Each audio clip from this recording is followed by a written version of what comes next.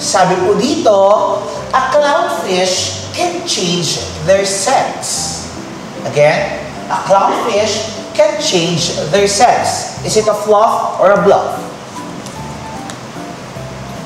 Oh, dito hindi na po sila nagkaisa. Sir Jerome, fluff. Miss Lars and Miss Jean, bluff. Bakit po kaya, Miss Jean? Feeling ko lang. Nafe-feel ko lang. Nafe-feel mo na hindi sila, Hindi sila mag-change ng sex. Oh, you're not feeling well. Ano daw? Pero, oo nga, no? Well, ano ba kakayahan nila para mag-change ng sex, ng gender, di ba? Ikaw, ano mo, Ate Lars? Ano ang pananaw mo?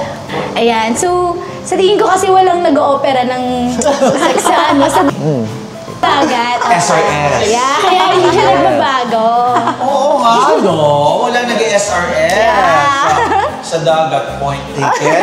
Pero naniniwala sa Sir Jerome na pwede silang mag-change ng sex. Bakit? Ano mo, dalawa. Dalawa ka agad pag pinanganak sila, kaya pwede siyang mamili.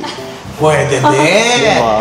Oy, may mga ganyang cases na dalawa yung Twin. genitalia, di ba? Pero choice nila.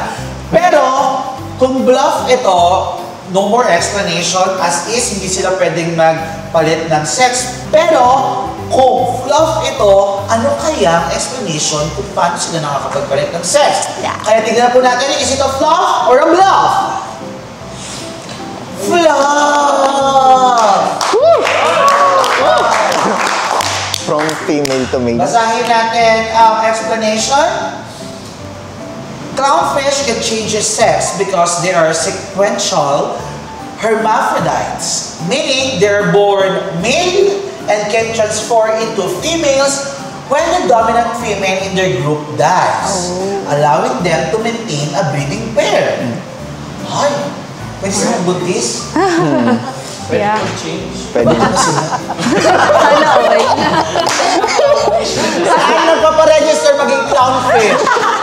On the way na.